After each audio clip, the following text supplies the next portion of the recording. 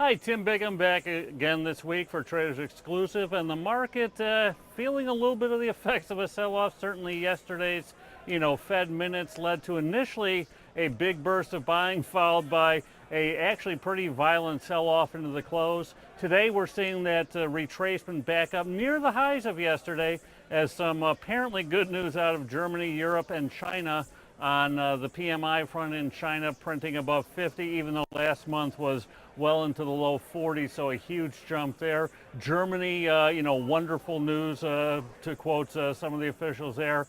Europe apparently almost all fixed, so going forward we'll see, if it's all fixed, why do we still have QE is the million-dollar question. And that tapering, that even a little bit coming off the table. You saw the tantrum that the markets had yesterday, so I think going forward, we're probably just about right. Not too hot, not too cold. We've had about a 3.5% pullback off the highs. S&P somewhere around that 1640 level, give or take 1 or 2%.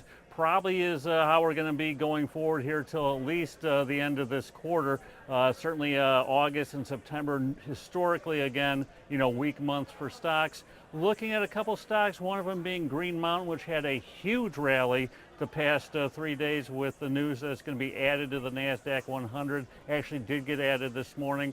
I'm jumping in, taking advantage of not only a kind of bearish viewpoint on the stock, but also some nice volatility skew. I'm selling the August weeklies, the 82.5 puts that expire tomorrow, selling them at about a 70 vol, and then buying the 82.5 puts that expire next week, paying about a 51 vol. So have a very nice skew flattener trade there, and a slightly bearish stance. The stock is around 83 last I looked, so just looking for a pullback towards that 82.50 range by tomorrow's close. Ideally get a pin there, and that skew flattening and the bearish move will be a double winner for the trade.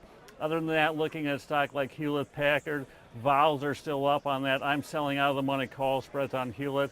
I thought the earnings yesterday were deplorable, to say the least. They're trying to manufacture, some earnings by buying back shares aggressively, but I think the business model on Hewlett going forward is, marginal at best. I don't look for the stock, which has been a huge outperformer to the S&P 500, to really get any legs going forward here for the next several quarters. So looking to probably keep selling out of the money call spreads on Hewlett. I think that 24 level is an area I would attack here. Stock last I looked was in the mid-22s. I don't look for it to head higher anytime soon. So, we'll see what happens. We have Jackson Hole, Sands, Ben Bernanke today. Certainly I don't look for anything big coming out of there.